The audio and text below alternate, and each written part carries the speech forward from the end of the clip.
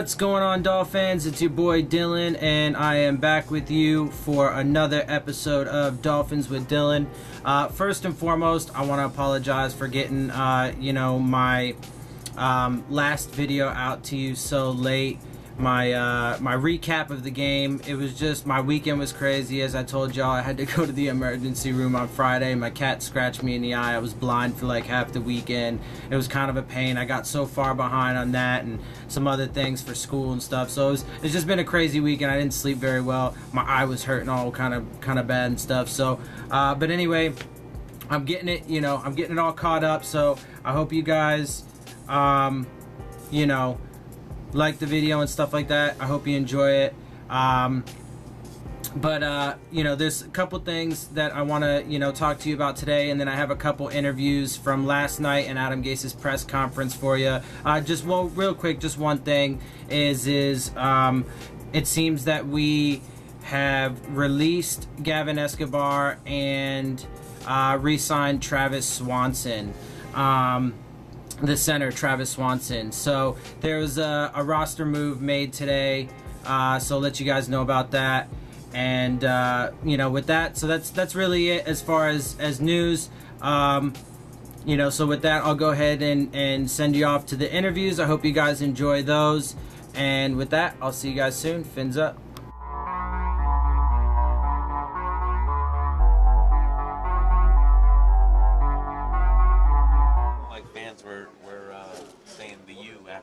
Your runs. Is that what it sounded like to you?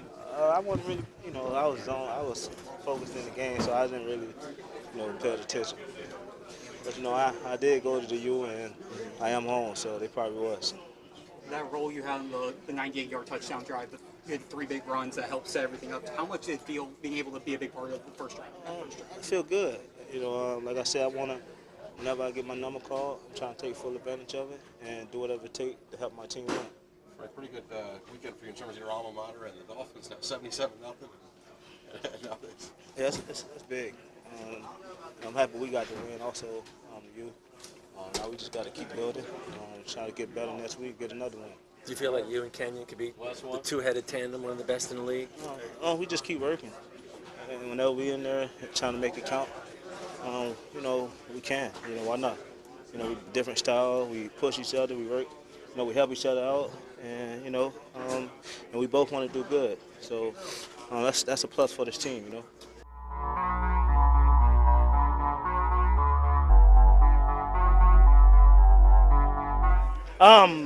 Man, I'll tell you, all week, Sonoris Perry was telling me, follow me, and I'm like, all right, man, I'm gonna follow you. So I followed him, and like it just opened up like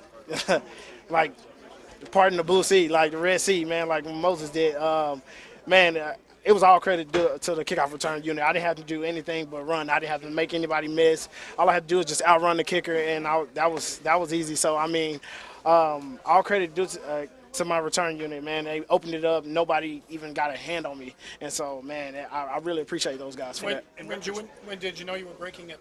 Man, soon as I caught the ball and I started to follow Sonoris, I just seen, like, the whole just opened up, and I was just like, all I gotta do is just run. And so whenever all I did was just run. Like I said, I didn't even get touched, and so that's all credit to my return unit.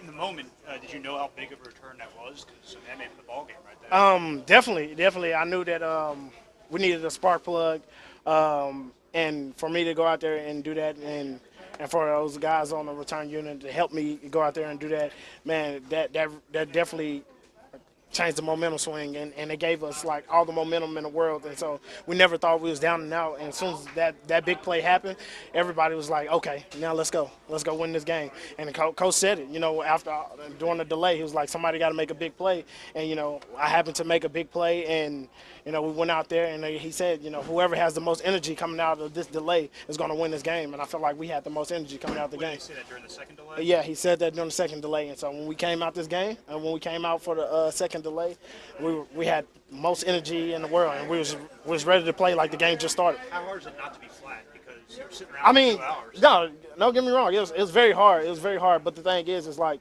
we came together. I felt like we were all together, and we if anybody was flat, we picked each other up, and we didn't let not one guy be flat out there. So, and I think that's just like a collective bargain of guys just coming together and just showing that, you know what I'm saying, we together, we're gonna grind this thing out together. Who can handle adversity like us, man? We went through the hurricane, so with no bye week. So this is just another step, that we challenged, and I felt like we took on that adversity and we came out with a W.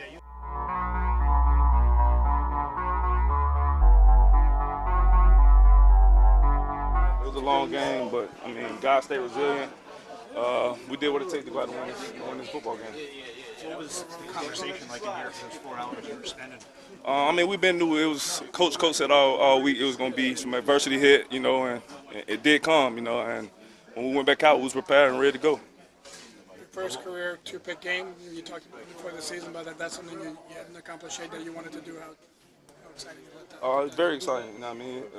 It helped the team win football games, but it wasn't just me. It was a total team effort. The front seven played well. Those guys got after the quarterback, and I was just back there doing my job to make the play. What did Gase say to you guys during those breaks? Just stay loose, stay warm, and whenever they tell us to go back out, just be ready. What's that like to wait? Because you had no idea when it was going to. It was tough. Longest football game in NFL history. So, that says it all. So how did you stay focused throughout the whole break?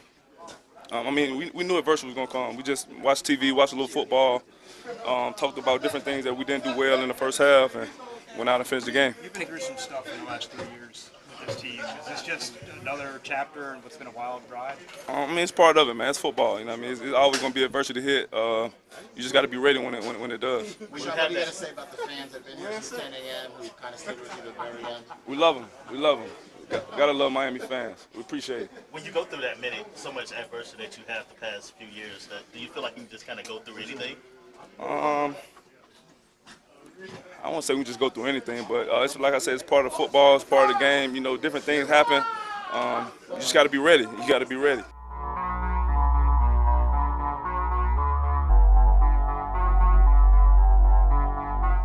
To burn in the game. I think that's rare. I don't think that's happened a whole bunch.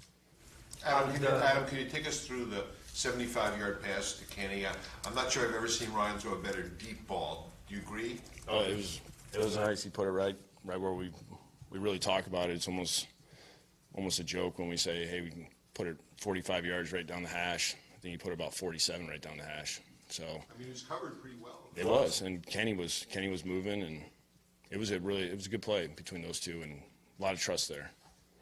After watching back the 2 interceptions, the one to Gesicki and the other one, what did you observe?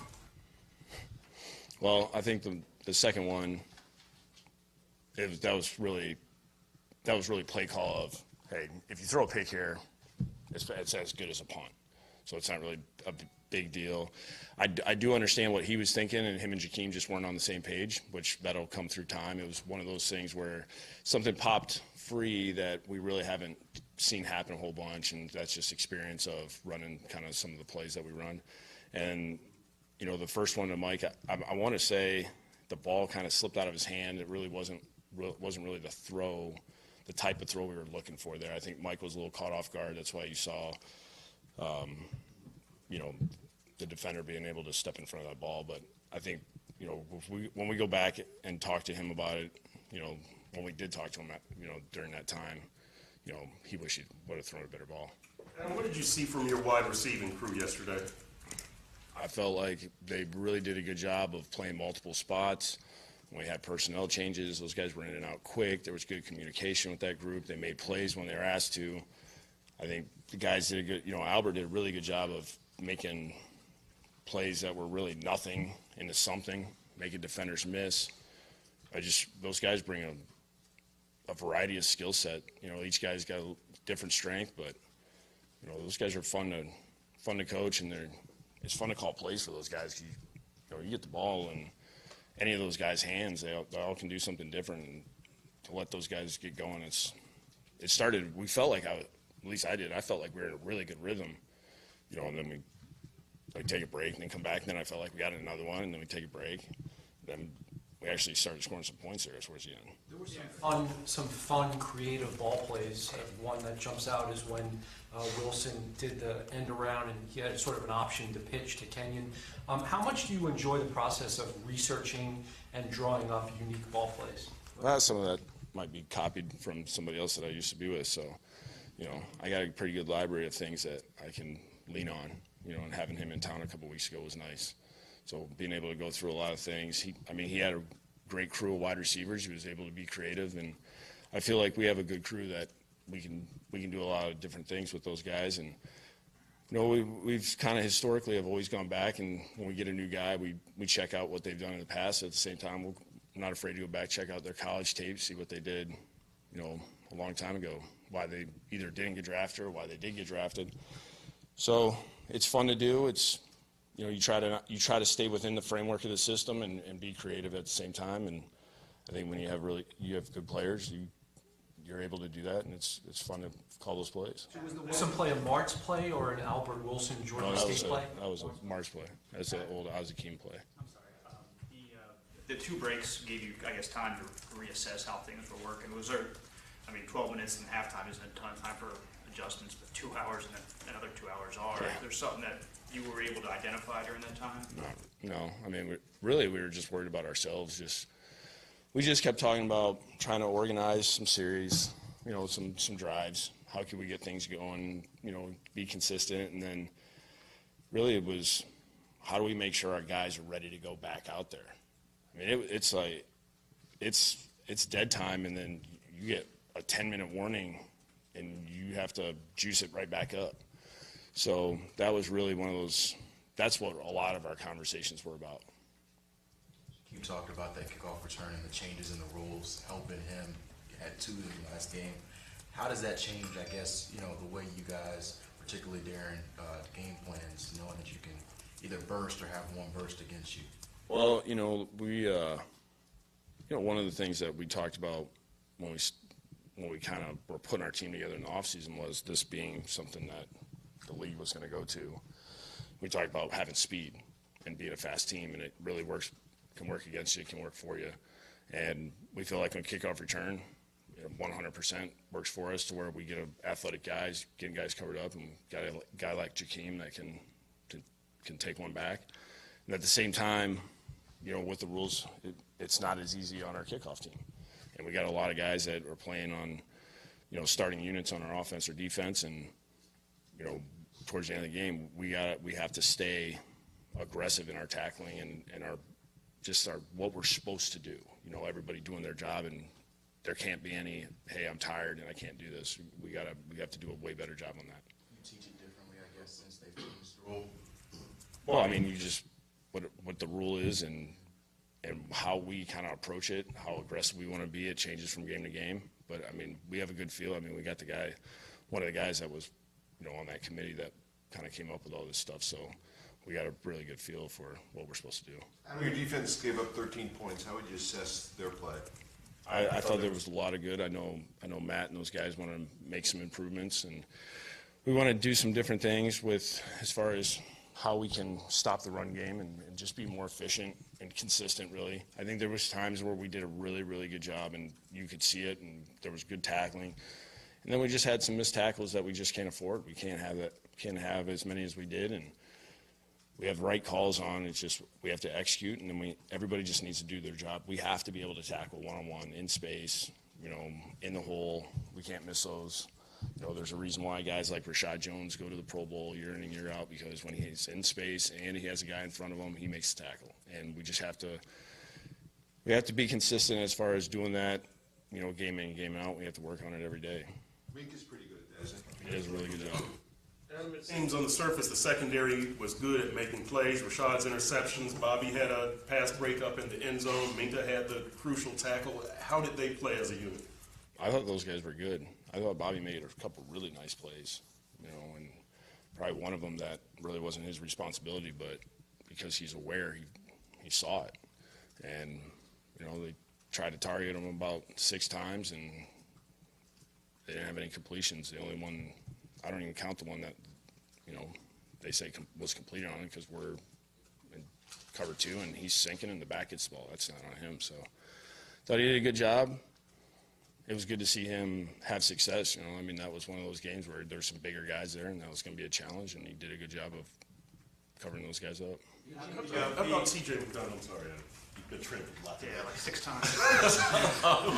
Here's 7. TJ had a lot of good, and, you know, we just got to keep doing a good job as far as being consistent on our tackling. I know that historically he's been a big hitter, and sometimes we're asking him to really be the guy that's, you know, saving the day when they get in the open field. So we just need to be consistent on that. I think that will just keep coming as we go, the longer we go. What do you think of what happened in the fight and the penalties? Were you all right with the number yesterday? I mean, I'm never going to be all right with the number. You know, we just need to clean up a few things. I mean, I think we have pre-snap penalties in all 3 phases, which we can absolutely control. And the fight, it just drives me nuts. I'd rather our guys celebrate with the guy that just intercepted the ball instead of doing what happened there. And we'll address it, we'll handle it, and we'll make changes if we have to. What went into the choice to go with Brock as the number 2 for the first week? That's what I felt was best for that game. So we'll see kind of how it goes going forward. It's just one of those ones where I like both those guys, and that one's not an easy decision each week. What impact did you see Tannehill back having, you know, in the huddle with this team? It's just that he knows this offense well enough, and he's been in it for 3 years now, and he's played with some of these guys, you know, the 2 tackles and Kenny and Drake. You know, he's been with those guys for multiple years now. I think those guys are all comfortable together, and then some of the new guys, when they've come in, they've embraced what we've been doing, and I just like the way that we're operating. I think there's some things that we're going to clean up, and we're going to feel better about probably 4 weeks from now, and we'll look back on this game and wish we would have done better. But you know, it feels right. It feels like we're heading in the right direction, and you know, we're going to have to make the corrections on this one and then get to the next one. Seems like Kenny Stills is at this point, he's a veteran receiver, but it seems like he still has, I guess, ascension or ceiling. What do you think he still can do in this offense, especially that's more wide open now? I think the more variety we give him, because we know he's a vertical threat.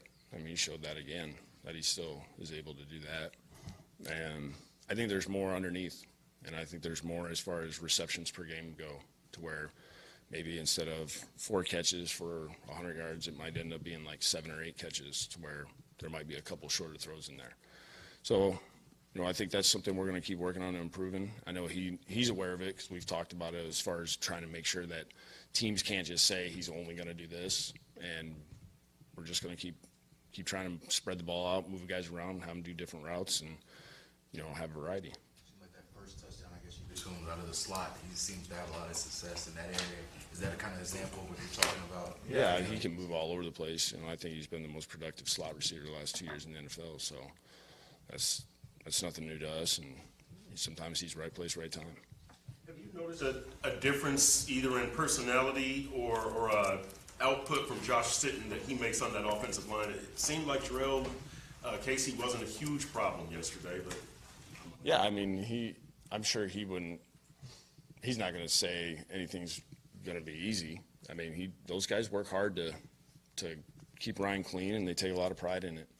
And I also think they take a lot of pride in our backs having success, and the run game means a lot to those guys. So, you know, we just need to keep doing a good job of mixing up our calls, putting in the right stuff in, you know, per game, to where our line has enough to where they can do what they feel like we're really good at, and then at the same time we have some things to where we can pop some things free without those guys having to exerting a lot. And I think yesterday there was a lot of good that we did. I think there's things that we can improve on, you know, what we present to the players as coaches, and at the same time how we execute things. I think it's heading in the right direction, and I like that group up front.